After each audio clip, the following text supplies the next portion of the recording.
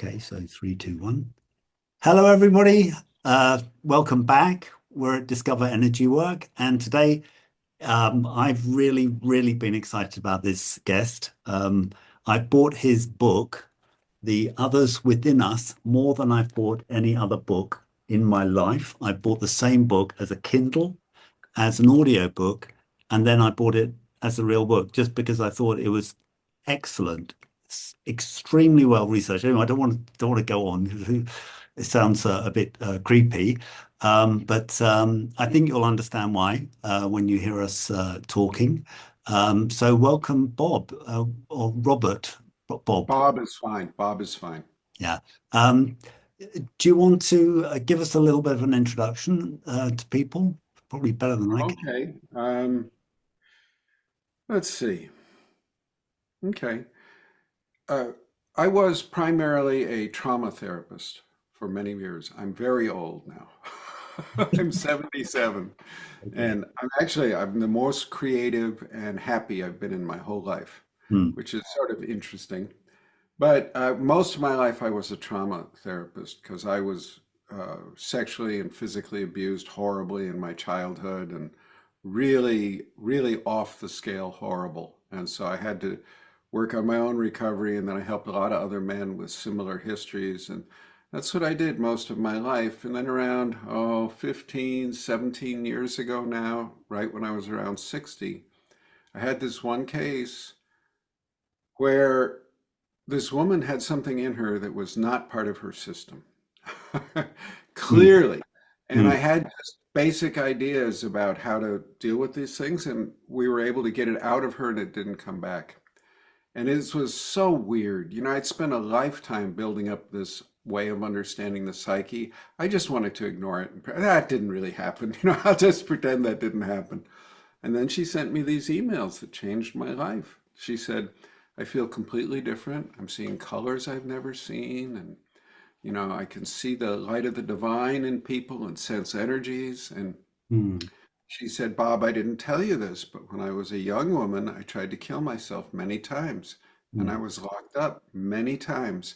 When I tried to tell people about the non-human inside of me then, they gave me electroshock and injected me with horrible drugs. Hmm. You're the first human being to ever believe me, and you have changed my life. Wow. And then I Well, went, I can't yeah. ignore this, no, as inconvenient and it doesn't fit. I can't now because she said that. I followed her for 15 years and she did flower. Inside she felt better and her outside life flowered too. Hmm. So something happened.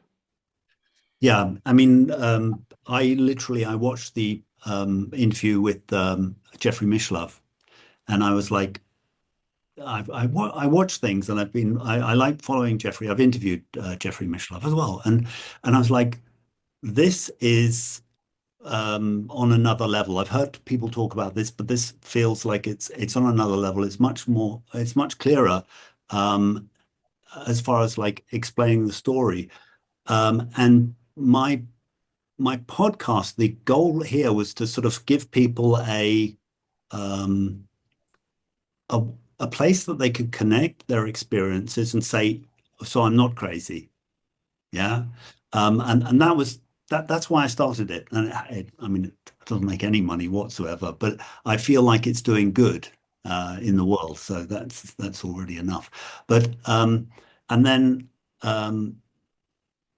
reading your book, I had the feeling that you were in a way going through a similar thing. I think you mentioned in one of your podcasts that you were kind of living life and you planned to kill yourself. Is that fair to say? Very early on. Yeah. Very early on. And was it, and I got this idea, so I'm kind of curious, what changed that for you to suddenly go and say yes to life? It took decades of inner work and also managing to find a way to reconnect to spirit, and which I had. My father was also a deacon and trustee of a major Presbyterian church, besides being a sadistic child molester. So I thought Mm. religion and spirituality was just all horse shit. And yeah, so it was very hard for me to reconnect to spirit. And I'd done decades of different kinds of psychotherapy and then found IFS, which I think is the most respectful and potent form of therapy available today. Right. So I had the feeling almost like you've imprinted on AFS because it's been so powerful for you. Do you feel that's not really? No, no. I think I've stepped into all these different boxes: ego state therapy, gestalt therapy, psychosynthesis, Pia Melody's post-induction therapy, each one, and I've gotten in them and explored them, but then I get out and climb on top and look for the next step. And I think it's like that with IFS. This stuff in the others within us has gotten me, I mean, I'm sort of welcomed back, but for many years I was sort of very marginalized by them. They thought this stuff is too weird. We know it's real, but it will be used to discredit IFS. So shut up, Bob. And Right. I wouldn't, so recognizing and working with this cost me personal and professional relationships, but after that woman said that to me, I was not going to shut up. It just seemed too important. So can I ask you, you said something about like going within, connecting with spirit, and your latest book is called Opening the Inner World. So what led you to go within after having had these awful experiences of the church deacon and so on?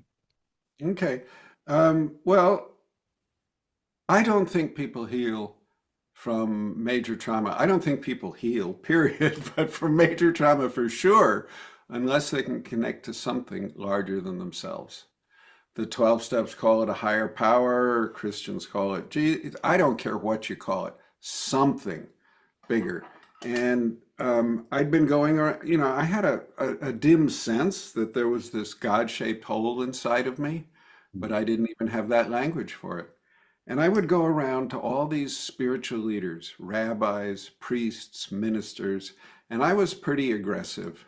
And I would say to them, your God's omnipotent, benevolent, and omnipresent, right?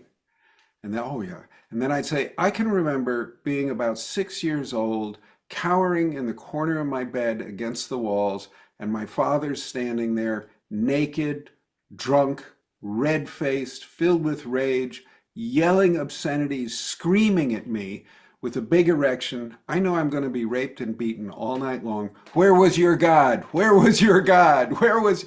And most of them ran away like I had rabies or, leprosy. They just got the hell out.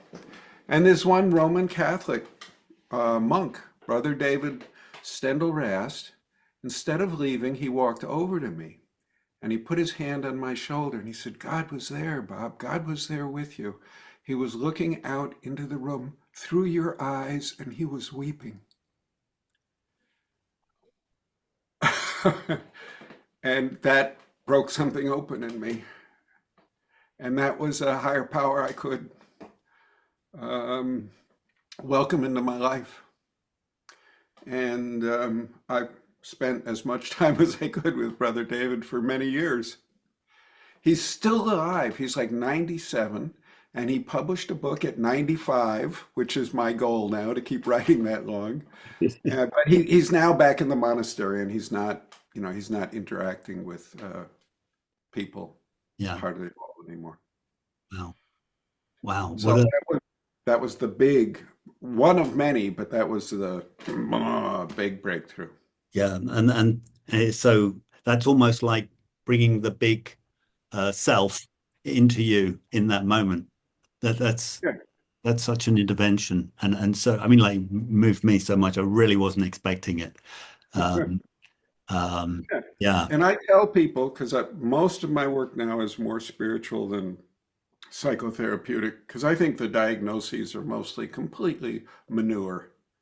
It's it's just nasty.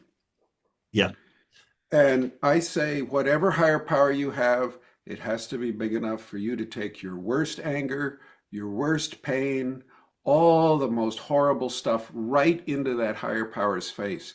If your God can't handle that, it's not big enough for you. hmm, yeah. And Well, I got to say a sort of a shout out to you because I interviewed Isabel Clarke. oh yes, I love her. I love her work. exactly. And because of her, um, um, your reference to her, and because of her work, and it's very much like there's so much damage done by giving somebody a diagnosis of schizophrenia or something when it's obviously I can say there could be a, a very reasonable explanation for it if you take in certain worldviews. And yeah, so The other and thing, this is such an important topic you're bringing up. Um, the other thing that's terrible about diagnosing, especially with people we call psychotic, the di the diagnosis tells them that the most important and powerful emotional experiences of your life and the most visionary, transcendent experiences of your life are totally meaningless. They're mm, the product of a broken brain. Pay no attention to them, try and ignore them. mm, That is 180 degrees stupid. It's moving in exactly the wrong direction. And it's poison. It's poison to the soul. mm. Yeah, I totally agree. I mean, I live in Thailand, and they have very different approaches to a lot of things. And of course, I've met the guy who's written 3 books on the Thai occult, and it's all about energy and spirits and yeah, I mean it's way out there. But I mean, yeah, I also sometimes feel like we're missing something. We're missing something big. But IFS is definitely um, it's almost like pulling it in, which I think is a really positive Yeah. move. But I think that's generally the trend in therapy. It's becoming more spiritual. No? I hope so, but I don't know. Early, especially early on, I was such a outsider, scapegoat, attacked, marginalized, all Yeah. of this stuff. So I'm really grateful that that's not happening as intensely. Schopenhauer said something wonderful about new ideas. He said, first idea, any new idea that comes, first is ridiculed and made fun of and Mm. ostracized. Second, it's argued against vehemently and strenuously. Third, it's accepted as self-evident. Mm. And I think we're somewhere between those first two stages with this idea of the reality of spiritual beings. Yeah, well, I read Tanya Luhrmann as well. So Great. because of your book, I mean, literally, I mean, this was a scholarly work, in my opinion. I mean, it's a book that I really you can read again and again and again and go, what does he mean here? He said this sentence like, um, one of the sentences I'm using at the moment to quote to people because I think it's interesting, and I'm interested to people that to say I disagree with that. I say the basis of religion is spirit possession, or I'm not sure if I'm quoting it exactly, but like something like Experience, spiritual experience. um, and well, I I feel like to a certain extent, we open ourselves to a kind of spiritual possession, whether we call it the Holy Spirit or, whatever we call it. We're kind of like at least calling on these entities, whatever they are, and so um, yeah, you've got that, and then you've got Tanya Luhrmann saying, well, making God real in her book, Making God Real people are allowed to talk to God and God's allowed to talk to them, but they have to make sure that people know that they're talking to God and not to anybody else or any other thought. It's otherwise that would be weird. That would be crazy or psychotic. And of course, um, that's the strange situation that we find our in some places that we find our psychotherapy in or Yeah, psychopathology. yeah, it's really hard. I just want to say something about the book because I faced so much ridicule. And one good thing about this, no other therapist when they ran into this was willing to deal with it, basically. If they've got this strong sense that a client of theirs had some alien energy in them, They didn't want to touch that, so they sent them all to me. So I got all these referrals. So I got a great deal of experience in 15 years. Hmm. But let's see where. Oh, because it was so shocking and so destroyed my worldview, I Hmm. really did the research, you know. Hmm. And I think the research bibliography in that book's 32 pages long. So Yeah, yeah, yeah. something Um, like that. I, Yeah. So I yeah, really, really carefully laid this out because it was so shattering to my worldview. I thought other people are going to have that same, God, this couldn't be true, could it? 420, 455. Yes. It's 420 to 455. So it's 25 pages. Is that right? Um, have I got all of that? But yeah, I mean, it's a It's it's an it's big. extremely I don't want to use I don't want to like overdo it, but I think it's just a very, very well researched book. When you refer to somebody, you go, okay, I'm interested to read that. Even going to 30 Years Among the Dead and saying, okay, I'd like to read that, I'd like to hear these stories. These are stories which have been going on for years, yeah, and now I'm starting to become aware of it. So yeah, no, it's A lot of people lost their licenses. A lot of people were driven out of the psychotherapy profession, and stuff like that is still going on.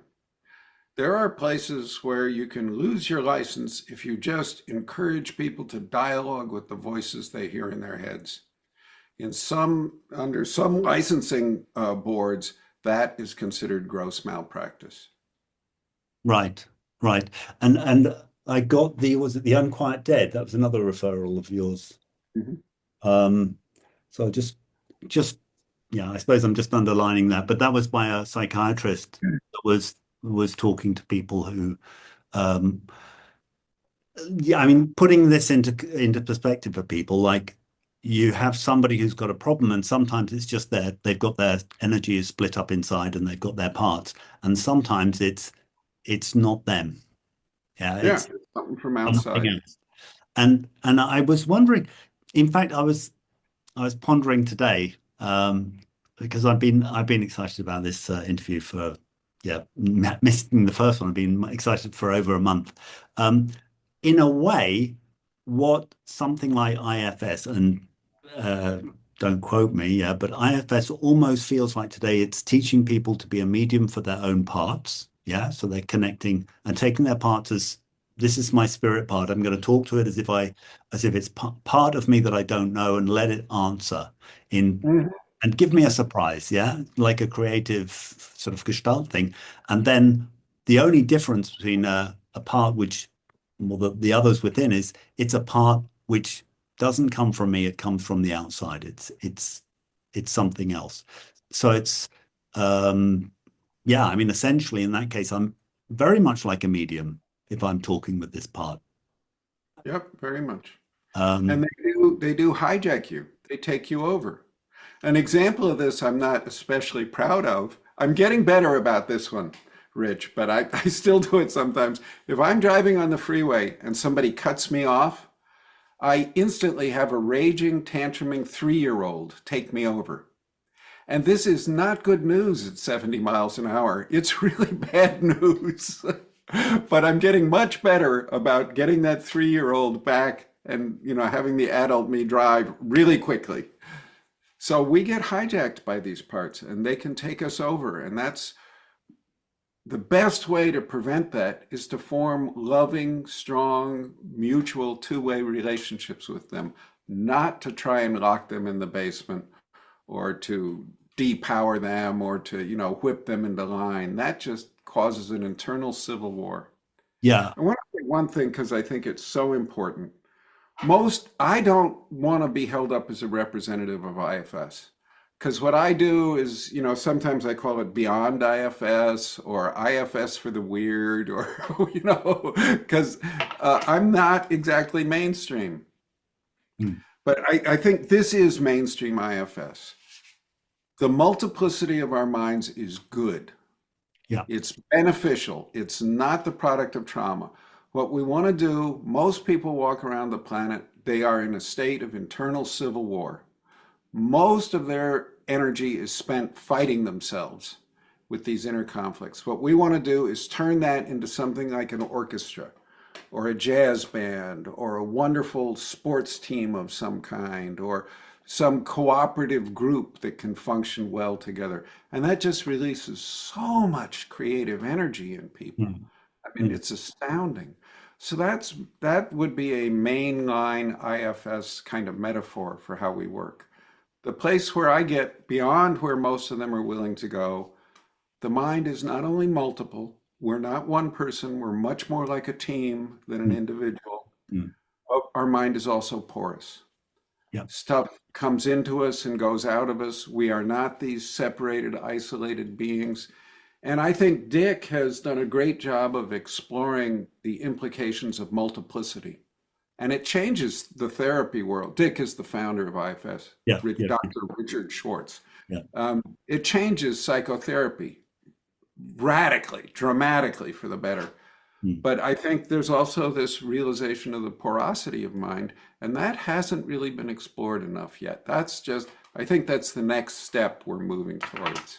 So this is interesting because I've written a book, only recently published it. It's called Energy of Consciousness, and it's about energy.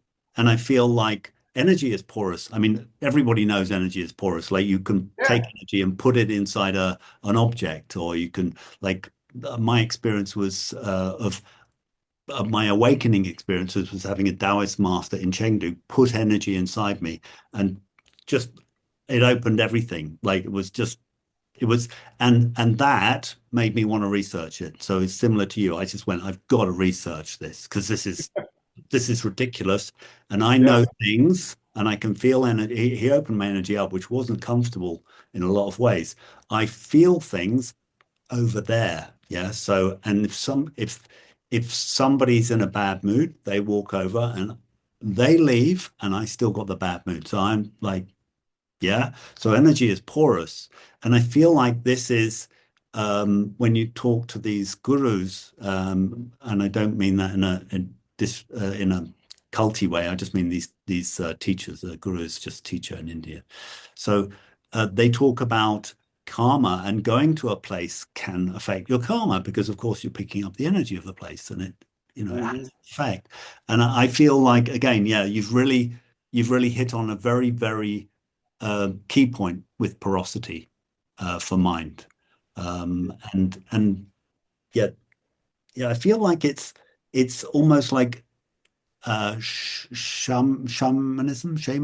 Hmm. Not sure Yeah, who said it's shamanism, and it's got a face that we can relate to. And I want to give you the feedback as well for that. Well, I read your book and I started to journal and talk to myself, great. which was something you said in the book. And I said, I'm just going to talk to myself. And I found parts inside me that I thought, that's that's not me. And I said to them in the nicest possible way, I said, look, you know, thanks for being there, but I think it's time to go. And I felt the changes. So there was this, again,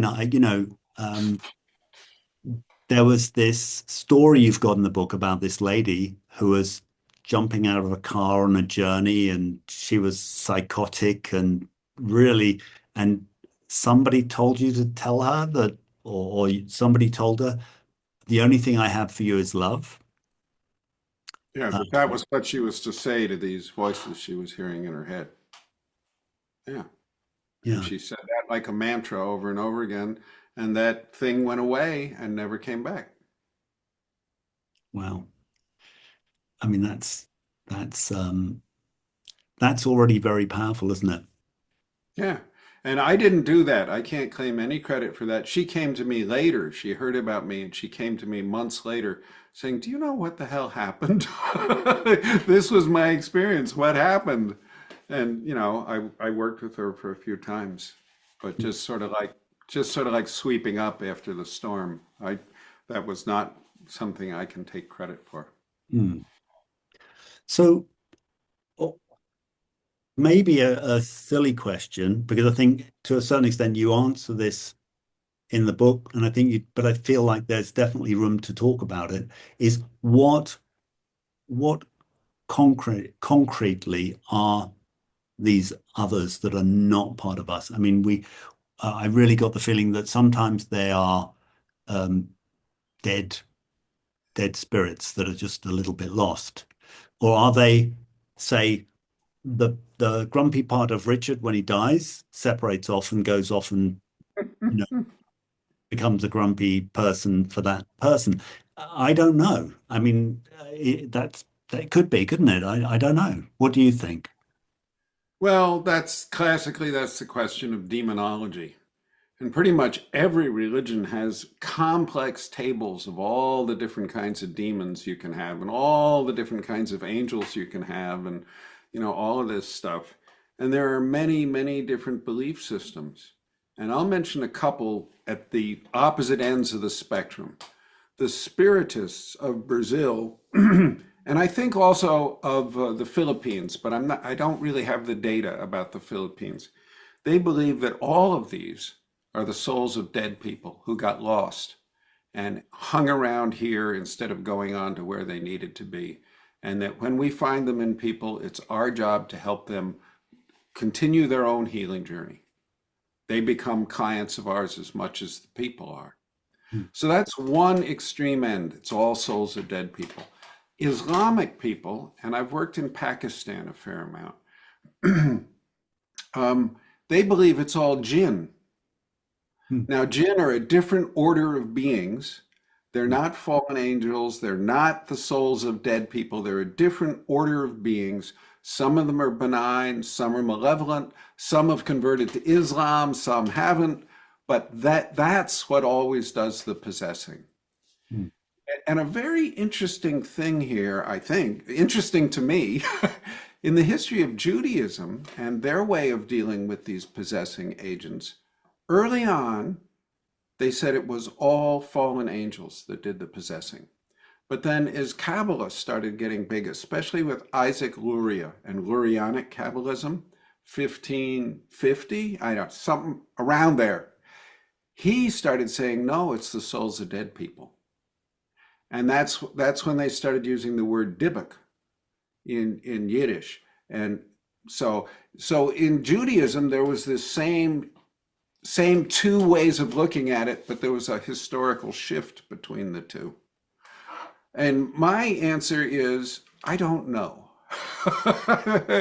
And whatever the worldview, metaphor system, ideology, religion a client brings to me is what I'm going to do my best to learn their way of holding it and work with that. And I work really hard to not impose any ideology or system I might have.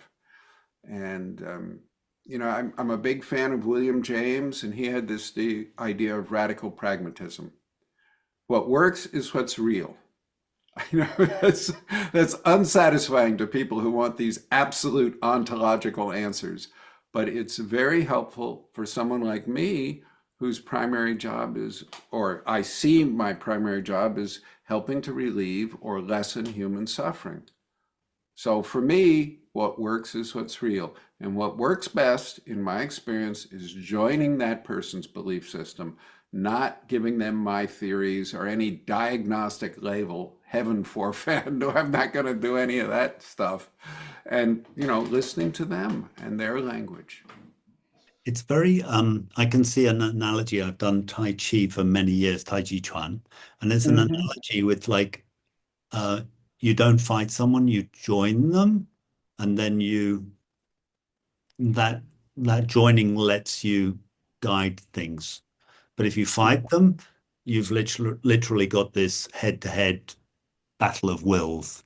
Yeah. Um, And the work I do is not like traditional exorcisms or deliverance, where that is a battle. And I don't think those battles are necessary. Hardly, hardly ever, if ever. I think you can work with these external energies kindly, with kindness, and help them move to someplace better. even though they often, they come at you like, I'm going to destroy you, I'm going to crush you like a worm, and, just, as scary as they can possibly be, they're actually suffering and terrified. Mm. And even though they won't admit it. So Yeah. I try, I work with kindness. I don't feel a need to fight with them. We're talking at the moment, we've really been talking about um, these, we don't even, maybe minds or conscious energies, which are um, distinctly not the person's coming in. Have you, it just occurs to me, like, because I'm got this background with energy, so I'm thinking, well, you can have an energy which is in a room which doesn't belong to the space, which is been left there. Have you been asked to, and have you worked in that sort of function, or just Yeah, getting energies out of people, out uh, of places. places? Yeah. Yeah, I have to some degree. One difference I have with most energy workers, and this is again, radical pragmatism. I find that it works much better if I treat these quote energies as full dimension people, Mm. that they are sentient, they have awareness, they have intention, they have a history, they have a memory stream, they have all of that stuff. And if I interact with them with the same kind of respect I would have for any person, things go better. And it's radical pragmatism. So I'm going to do that as much as possibly I can. And I'm a big fan of Martin Buber's.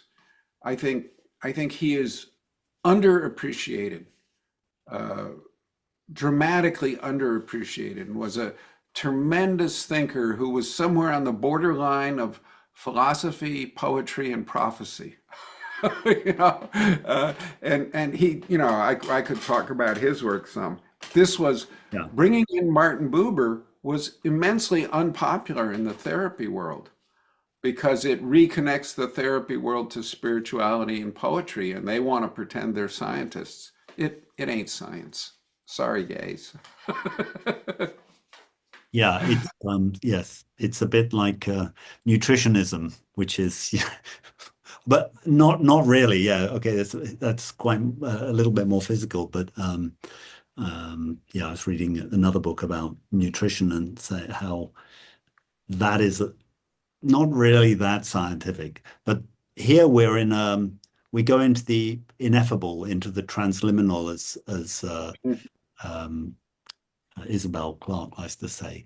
Um, and so how have you worked with a place, just out of curiosity, because I think that's something. Same sort of thing. It's just see, hi, anybody here? I'd like to talk to you. And Whoever it's or an any whatever you dialogue are. then. Yeah. Whoever or whatever you are, I want to help you. I don't want to hurt you. Seems like you're kind of stuck and suffering here. Mhm.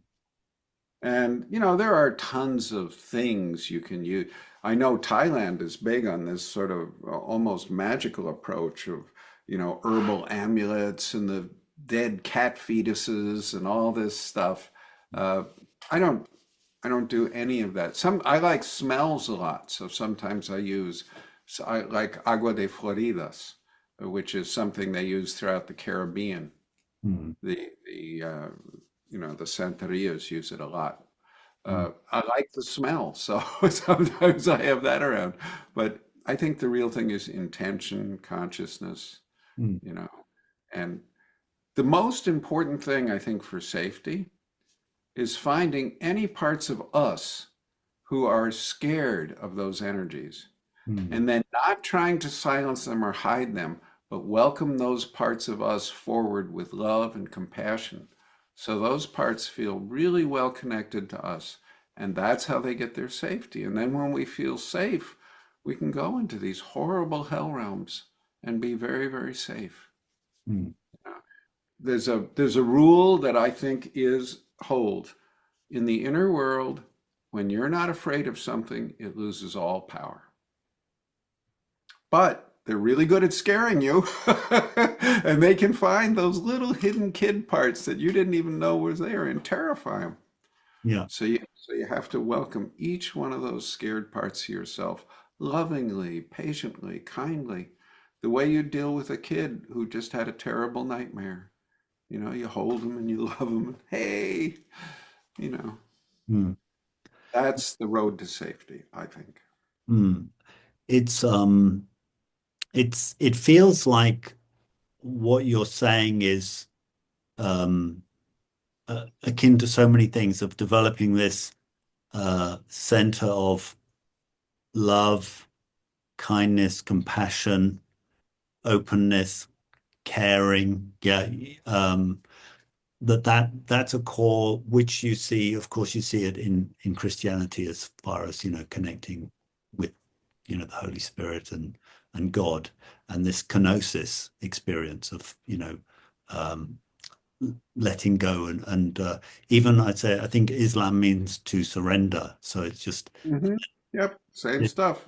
and the Chinese Wu Wei, yeah, where you just um, there's nothing to be done, there's nothing left undone, and the Tao takes care of everything. So I'm completely safe. Um, and yeah, I mean, so Bob, I mean, I hope you're teaching this. I mean, I don't know if you've got a new as I say, kind of therapy that you're helping people to learn. Well, I'm incredibly busy, but I love it.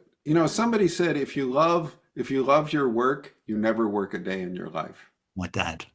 He's probably he's probably not the original one that said that, but Yeah, a lot of people. Yeah, and I love what I do. Yeah, I do a lot of supervision groups for therapists, small supervision groups. So, and I've trained a couple hundred people, and that's pretty detailed work in this area. I've got I I had a book out last year. I've got a book out this year. I will have another book out in a couple months, 1 or 2 months, and then I'm gonna do a second edition of an autobiography I wrote about the early stages of my healing from trauma. That will also be out this year. And then you get an idea how crazy I am. I'm working on another major book, which will probably be sort of on the scale of the others within us, which is about, I don't even have a title for it yet, but it's about the necessity of making contact with spirit for any kind of deep healing and practical, pragmatic ways we can work to open the inner world, to become available, and to have these direct experiences. There's a quote I very much like: theology is the corpse of revelation. hmm, I think, and dogma is the corpse of experience. Same idea. We need to get back to that kind of experience. When people have that kind of experience inside themselves and that inner knowing, they become incredibly powerful. hmm, They can't be pushed around by these stupid politicians and the ridiculous ideologies that have everybody hating everybody. yeah, They, and I mean, I think the world is right now sort of ruled by dark forces, which is really depressing, but I'm very optimistic, basically. Ian McGilchrist, who I think is one of the great minds and hearts on our planet today, a real light, he said that the only thing that can save us is a change of consciousness. But which is kind of depressing because the only way you do that is by working intimately with people one at a time. You, hmm, you don't do that in mass movements, you know. But the thing he said that gives me so much hope, he said, if only 3% of the people on the planet manage to make this shift in the fundamental nature of their consciousness, that's enough. That will be enough to turn the whole thing around. hmm, And I think he's right about that. And I think that's doable. You change one person, they will change many. It's, the ripples from the pebble you drop in the pond. yes, yes, Uh, yeah, yeah, yeah. You dropped a lot there. Thank you for that. I mean, that sounds very interesting. I feel like, I mean, a little bit the trauma that I've heard about that you had at an early stage. It just, it's it's a horror story, Yeah, yeah, well, um, and and then where you've come from, and then this. I feel that we do absolutely need tools. And what I noticed, so I've written this book, which is called the Training Manual for Energy Work, and it's a lot of it's based on Cam Yun's work, so the Yun method of strengthening the center line. If we're in our center, we're balanced, we feel cool, we feel neutral, we feel really good, um, and yet what I noticed was I wasn't making the inner connection that I'm making when I'm working with this kind of work, buying some IFS books, yeah, and saying, okay, let's see what is this? I've read the others within. Okay, so what is this IFS? Okay, how does that fit in? Oh, okay, this idea of self is the center line, yeah.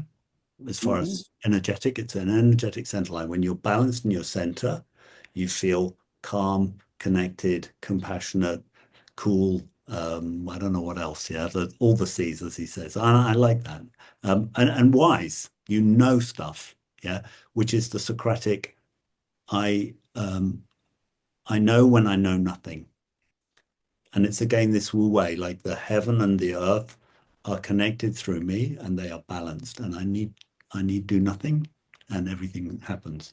So yeah, and then reading the others within, reading the IFS and going, okay, this is this is all related, but it how can I say like one hits another level and hmm and some things are good for one things and some things are good for another. But certainly I felt like yeah, that things could get hidden and you get them when you really deliberately are connecting with um, love, curiosity, and creativity and like almost a playful mind. Say, okay, talk to me. Say the worst thing you can say. yeah. Um, it It's it all sparks about something. inviting relationship. I Uh, think you're I think you're really onto it there. It's about a two-way relationship and treating these energies you meet inside you as people with that same I thou respect, to use Martin Buber's phrase. mm, yeah, And you know, giving them that respect and developing relations, interactive, relational, all those things. mm. And I can see. Have you done any? Again, I'm sorry, I'm riffing on this, but have you done any playing with family constellations and Mhm. playing the parts, the different parts out, and the entity as a person, and allowing that to play out? You've done all that. Yeah, yeah. And I think a really key thing is knowing the difference between something that's a part of a person Hmm. and something that's not. Because if you try and send away a part of a person thinking it's not a part of a person, you won't be able to do it. You can't amputate stuff. It just doesn't work. Sorry. If you have any really bad habits, you probably would have tried a lot to amputate that part. Doesn't work, does it? Right. But so if not only if you try and get rid of a part of yours, it doesn't work, but it also scares all the other parts of you. So they're going to stay hidden and be hostile. Yeah. So it's really important to never try and get rid of a part. So if you're dealing with stuff that's not parts, your first job is to be absolutely certain this isn't a part. Hmm. There's lots of ways to explore that and do it in detail. And then when it's not a part, you just help it go along. So that distinction is really important. And I think mainstream IFS, excuse me, is really, really good at working with the parts of a person. Yeah. Yeah. Really good. And I think this is something that IFS can give to most spiritual traditions, because most spiritual traditions sort of ignore all that stuff or downplay it and they try and leap over it. That usually doesn't work. You have to clean up the ground floor before you start doing the other stuff. So I think this is something IFS can contribute to spirituality, and I think all these religious, spiritual, shamanistic traditions can take IFS the next step. That's like the book I just did with those two other people on Emanuel Swedenborg, Yes. because he clearly went the next step. He went way beyond what IFS is comfortable doing. Yeah. Yeah. Yeah. I mean, uh, I I think, when you see physical phenomena happening, even you see something physical changing or something physical moving because of changes in the energy. And whether that's okay, so I interviewed a guy called Jeffrey Rediger, who's a psychiatrist, medical director, and written this book called Cured, and he gets people change their lives, and he studied spontaneous remission, and he said it's because people change their life completely, yeah, um, and uh, and people who have ankylosing spondylitis, which means the ligaments have become bone, and the whole of the pelvis is just one gnarled bone, and it turns back into the joints become reappear and the ligaments reappear. And I'm going, but this is not possible, Jeffrey. Do you realize what you're saying? This is blowing my mind. Yeah. I studied this. This is ridiculous. Um, and and we're changing the energy physically, or when something physical outside you happens that is not possible, so whether it's something levitating, we had Angela Ford, who was the psychic working for the DIA a few weeks ago, and she levitated. She said, I levitated, and I was a bit shocked, and of course, shocked, she, plumbs down, yeah. But um, then you realize, there's more to this. But as I say, we live in this very strange world where um, we say what is it? For extraordinary claims, you need extraordinary proof. Well, that's rubbish. You just need the same proof you do for everything else. Yeah, why should you need to And provide? what makes a claim extraordinary? Only your pre-existing ideology. So There was a physicist who came up with these results, and at a conference, and somebody else said, "But that's impossible. That's impossible." And the physicist said, "I didn't say it was possible. I just said it happened."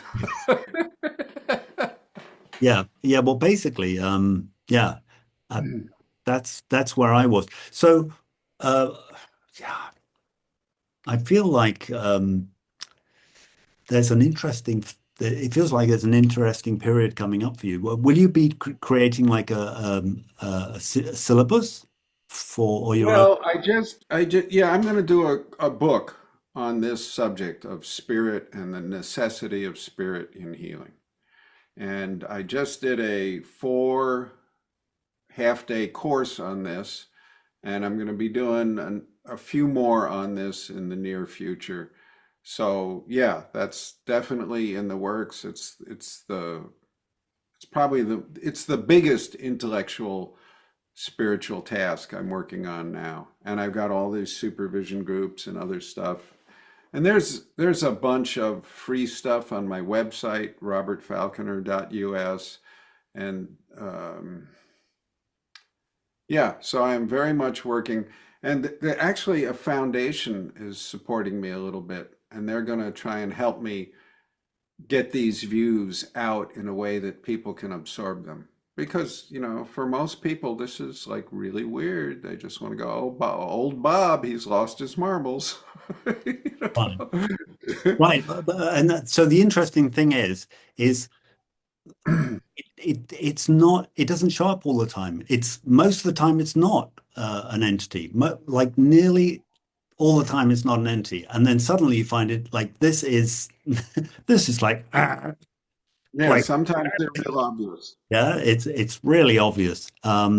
But and then I had um, I had a problem with my eyes, and I know you had a problem with your eyes, and I kept on when I was lying in bed, I felt like ants were crawling into my eyes, and of course through your book, I think you mentioned that you had macular degeneration, and and I went, okay, I think I need to talk to these ants that are Great. crawling into my eyes because I felt like ants are crawling into my eyes, and I did that, and that has completely stopped. But again, I, I'm going like I since I was 25, I've been studying this energy work, and then is it a year or 2 years ago when your book came out, the others within us? I've just gone, wow, that's a whole aspect that I haven't really connected with. That was obviously there, and it was even, you can see all these temples with, they have these uh, entities standing there, of all different kinds. Um, Relate to them as people. Relate to them with the respect and consideration you'd give a person, rather than relate to them as a thing. I think that's super, super important. And that really pisses off a lot of scientists and quote rationalists. I yeah, think the rationalists are incredibly irrational these days, but yeah. this idea of personalism and relating to beings you meet in psychic space as people just totally makes people irate. It's incredible how I don't know what it triggers in people, but it ain't pretty. I feel well again like I don't have I have a degree in psychology, but I don't have a master's degree in counselling. So I'm IFS is barred. I can't study it. So I've got to buy a book and try and Well, work out. wait a minute. Let me help you with that. There are many institutions that are offering IFS training to people who are not licensed therapists. Okay. The Institute, the IFS Institute, which is the official thing founded by Richard Schwartz, does not do that anymore. It Okay. only does licensed people. But there are at least three other schools that produce high quality trainings in IFS for people who are not licensed therapists. Okay, that's great. IFSCA.ca, IFS Counseling Association of Canada, offers a very good training. There's a man named David Stern in Rhode Island, here in America, who also offers a very high quality training. And Okay. there's a group in the UK called OneSelf that also offers a very high quality training in basic IFS. So all three of these are offering material to people who are not licensed therapists. Great. And will your I've gone dark. Will uh, will your training be also available to everybody? Yep, yep. I don't believe in prerequisites or any of that stuff. Yeah. I mean, I can understand why Richard Schwartz does that. Yeah, I understand it, but I was thinking he's kind of like, um, yeah, I won't say anything. Yeah, I don't want to say either, but Yeah. the Institute and I keep a distance. Let's put it that way. Okay. Yeah. And I'm not. I love that you honor what you got from where it came from. I mean, that must be, Mhm. that's so nice. Yeah. Smashing. Okay. But there's one thing I keep wanting to say, so I think I'll blurt it out before we have to end. There's this idea, this idea, what we're talking about is basically spirit possession. Yes. These unattached burden things. And I just want to say, because that so freaks people out. I just want to put it this way. It might help open the skeptic's mind a little bit. There is a basic biopsychological phenomena that's happened in pretty much every culture we have records of. And it's one of the most widely distributed cultural traits. It also is in every era of history we have records of. Hmm. And it can have profound effects on people very quickly for good or for ill.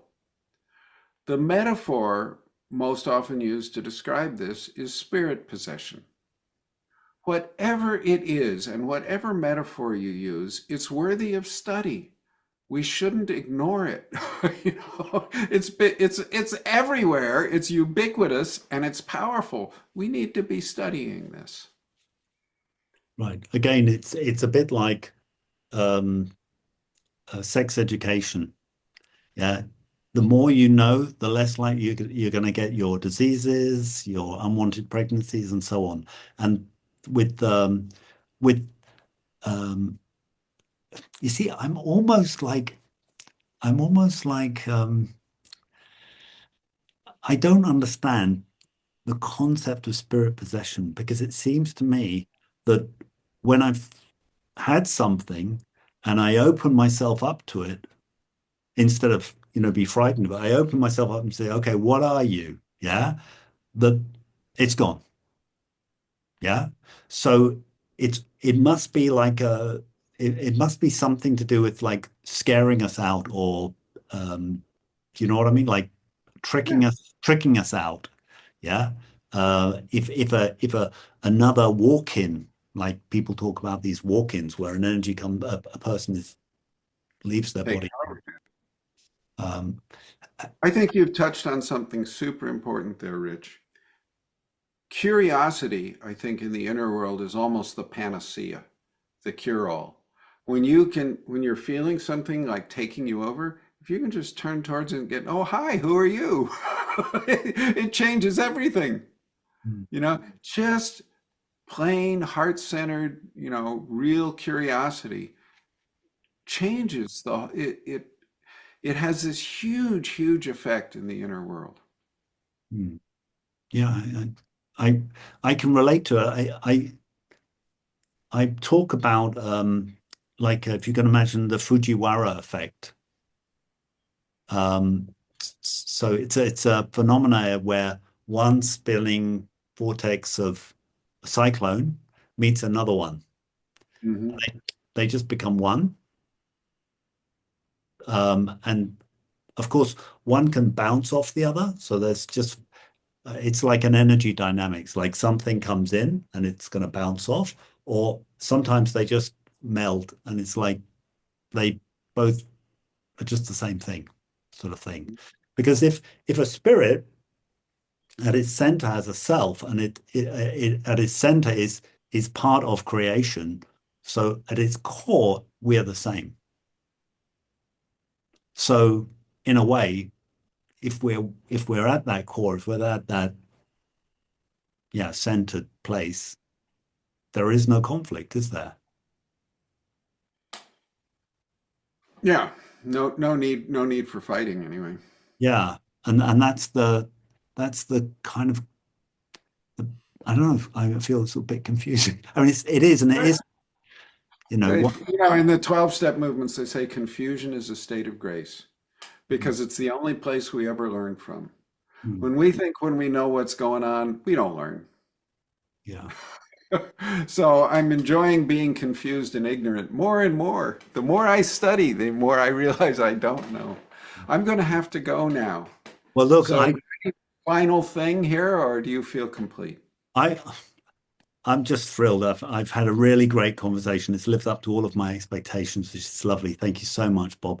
I think I'd love to refer people to your books, and I'm really Great. looking forward to your new book. I'd love to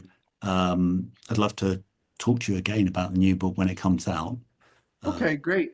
um, and Great. uh, and I will definitely be buying a copy. So yeah, Great. Yeah. And there's a lot of stuff for free on that robertfalconer.us YouTube channel. Enough stuff so you'll get sick of me. yeah, yeah. No, I doubt that, but yeah, yeah. No, you're doing a great job. Thank you so much. Okay. Thank you. Blessings. Bye Yes. bye. Bye bye.